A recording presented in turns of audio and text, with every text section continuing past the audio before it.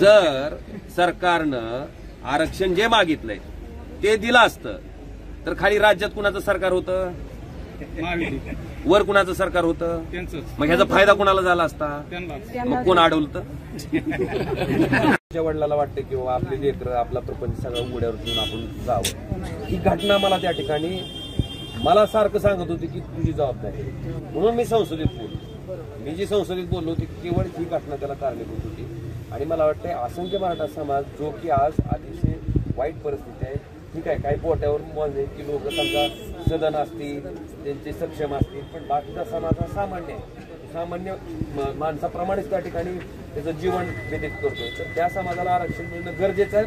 ही भूमिका माझी पहिल्यापासून आहे आणि ती मी अतिशय प्रामाणिकपणे पार पाडतो. सर, आपल्या भूमिकेचं आम्ही स्वागत करतो. इथून पुढे आम्हाला हीच अपेक्षा आहे की तुम्ही संसदेमध्ये फक्त विषय मांडू नका, तर सभागृह बंद पडा, सभागृह बंद पडा. आणि जोपर्यंत 26 आमदार आलेले नाही सभागृह बंद पाडणे माझा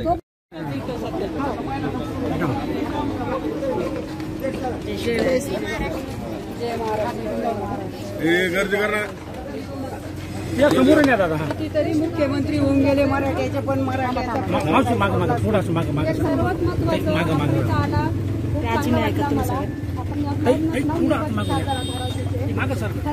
आपण दादाला सपोर्ट करताय, पण तो सपोर्ट तुम्हाला आम्हाला पाहिजे, लोकसभेत पाहिजे. माझा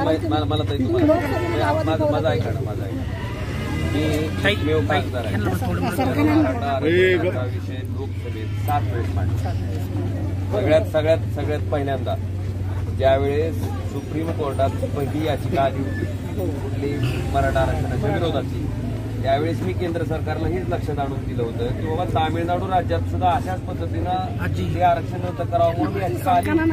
पण त्यावेळेसच्या केंद्र सरकारनं त्याच्यामध्ये लक्ष घालून त्याचं एक सपोर्टिव्ह ऍफिडेव्हिट सुप्रीम कोर्टात दिल्यामुळं 50% मर्यादा ओलांडल्याच्या नंतर सुद्धा तामिळनाडू राज्याचं आरक्षण टिकलं होतं. जर भारत देशातल्या तामिळनाडू राज्यातलं आरक्षण टिकत असेल तर मग भारत देशातला